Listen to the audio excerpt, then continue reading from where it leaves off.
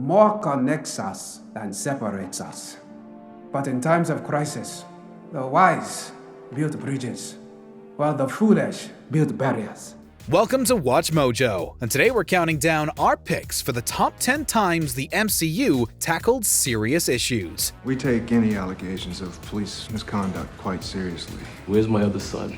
You said you weren't going to use your powers. I said I wouldn't control you. You're a DC pilot, but you're too emotional. For this list, we'll be looking at live-action instances within this superhero franchise where real-world concerns were shown on camera. Both movies and television shows will be considered. Since major plot points will be discussed, a spoiler warning is in effect. Did we miss a heavy subject that Marvel shows covered? Let us know in the comments. Number 10. Police Behavior, Cloak and Dagger. Freeze! Where's the other one? He didn't do nothing. We were just taking his back, I swear. It's not often we get to see something in the realm of law enforcement's misuse of power on a network aimed at teenagers. During the course of the first season of Marvel's Cloak and Dagger, we learn much about Tyrone's distrust of law enforcement. As a kid, he witnessed an officer named James Connors shoot his brother and get away with it. You're lying and you know it. One of them shot Billy, I saw it. We've got no evidence of that. His body was in no state to look for bullet holes, but no officer fired a weapon that night. Anyone at that age would have been traumatized.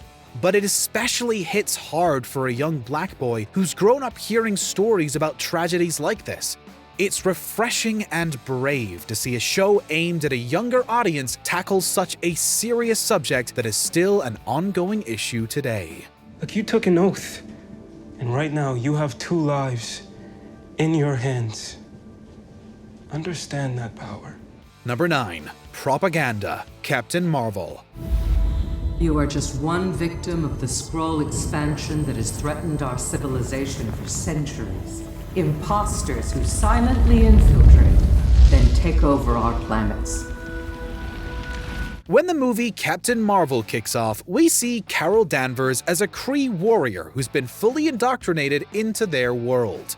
The Kree are at war with the Skrulls, and Carol is fully committed to fighting alongside her comrades. It's not until we get about halfway through the movie we learn the Skrulls aren't what she thought they were. My people lived as refugees on Torfa, homeless, ever since we resisted Kree rule and they destroyed our planet. As the pendulum swings back in the other direction, Carol realizes she spent years as the victim of Kree propaganda.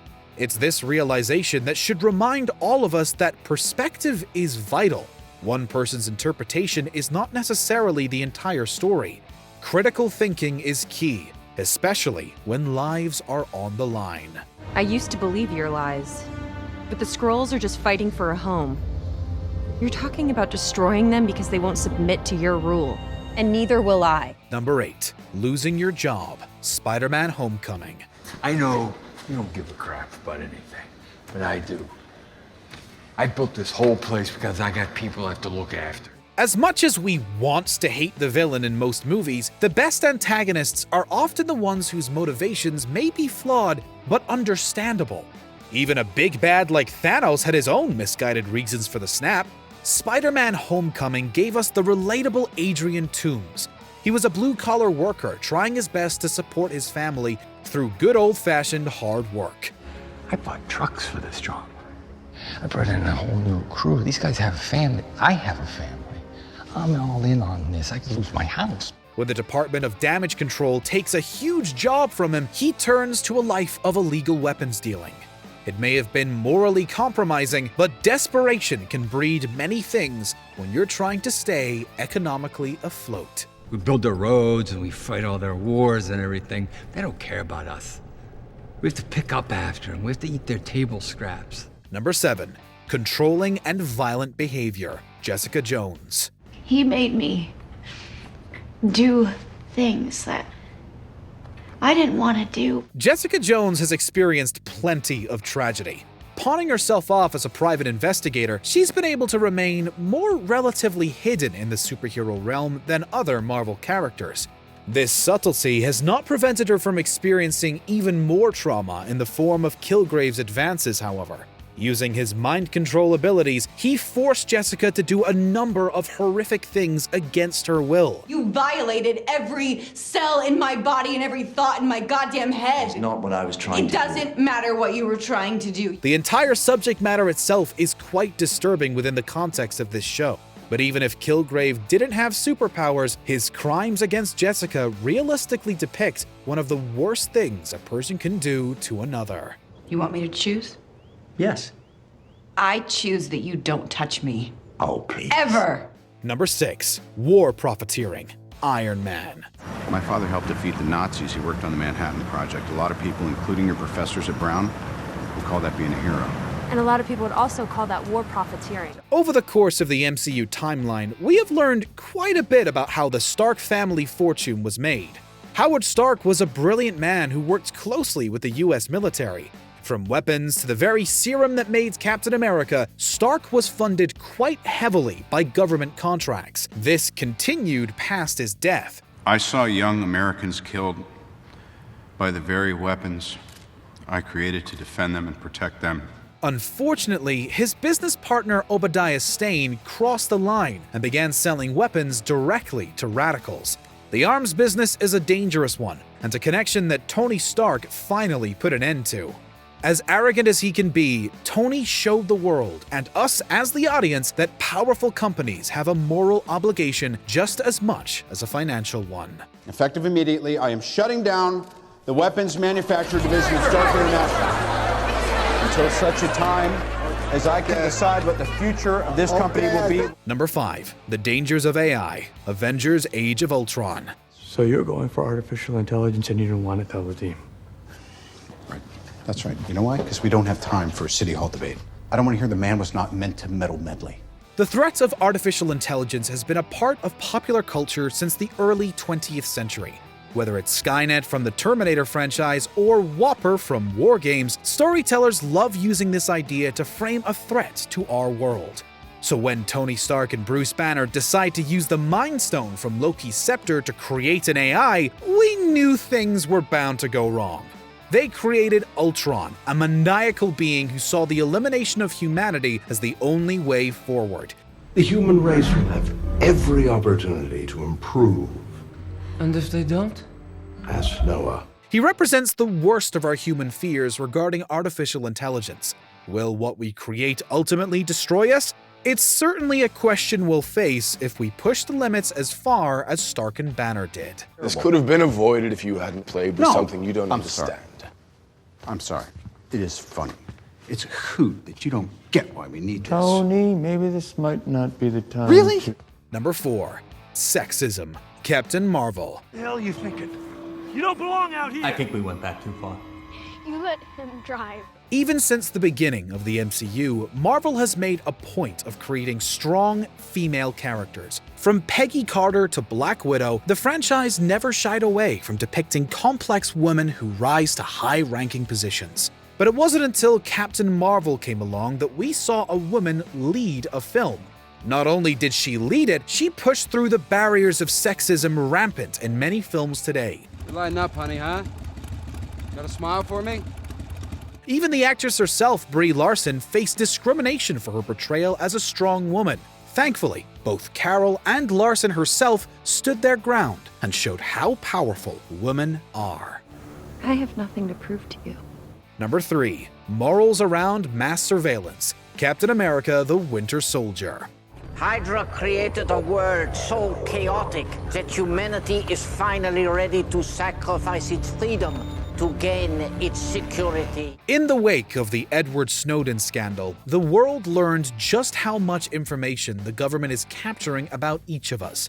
For the MCU, this was personified by the introduction of Project Insight in Captain America: The Winter Soldier. A series of helicarriers were to be used to identify possible threats to the United States while also hunting for Hydra. The truth about what they really are is made clear when Captain America says, "Yeah, we compromised, sometimes in ways that made us not sleep so well, but we did it so that people could be free. This isn't freedom, this is fear." There's a fine line where being too protective can infringe on freedom. Captain America's second outing definitely illustrates how badly mass surveillance can be misused to cause chaos. It's a price I'm willing to pay. And if I'm the only one, then so be it. Number 2. Racism. Black Panther. Y'all sitting up here comfortable. Must feel good. It's about 2 billion people all over the world that looks like us, but their lives are a lot harder. Black Panther was the first superhero movie to ever be nominated for a Best Picture Academy Award. Instead of just being another action-heavy superhero spectacle, director Ryan Coogler made a film that shows the dichotomy of being black in different parts of the world. T'Challa lives in Wakanda, an isolationist nation ruled by African people where oppression is virtually non-existent. Killmonger, however, hails from the US, where African Americans have openly struggled for equality for centuries. You know where I'm from. When black folks started revolutions, they never had the firepower or the resources to fight their oppressors. Their clashing perspectives on how to handle the issue came from the worlds they each were raised in. By the end of the movie, it's clear that there's still a long way to go to resolve racial issues around the world. Their leaders have been assassinated. Communities flooded with drugs and weapons. They are overly policed and incarcerated. All over the planet, our people suffer because they don't have the tools to fight back. Before we unveil our top pick, here are a few honorable mentions. Having a drinking problem. Iron Man 2. Even a hero like Iron Man can become too reliant on liquor. I don't know what to do. You gotta be kidding me.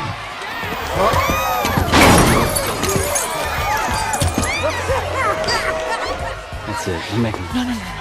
Issues with parents. Guardians of the Galaxy Volume 2. A lot of MCU characters have bad relationships with their fathers in particular. Give me a break. After all this time, you're gonna show up and just all of a sudden you want to be my dad? I hear you. No, and by the way, this could be a trap, okay? Workplace discrimination against convicts. Ant-Man. Former prisoners can face severely limited opportunities. Just appreciate the opportunity to Well, help you're support me. fired, of course. I mean, can't really keep you on. Wait, what? Fired? Yeah. Dale, look, it wasn't a violent crime. I mean, I'm a good worker. Isolationism. Black Panther. Why put up a fence when you can extend a hand? We will be sharing our knowledge and resources with the outside world. Wakanda will no longer watch from the shadows. We cannot. We must not. Before we continue, be sure to subscribe to our channel and ring the bell to get notified about our latest videos. You have the option to be notified for occasional videos or all of them. If you're on your phone, make sure you go into your settings and switch on notifications. Number 1. Post-traumatic stress disorder, aka PTSD. Iron Man 3. No sign of cardiac anomaly or unusual brain activity. Okay, so it's poison? My diagnosis is that you've experienced a severe anxiety attack. Despite all their powers and the countless lives they saved, MCU superheroes can't always escape their own emotional and mental scars. Every one of the heroes have experienced some kind of trauma throughout their journey. In the wake of the lives lost in the snap, we don't blame anyone for struggling to accept such a massive loss. I went in the ice in 45 right after I met the love of my life. Woke up 70 years later.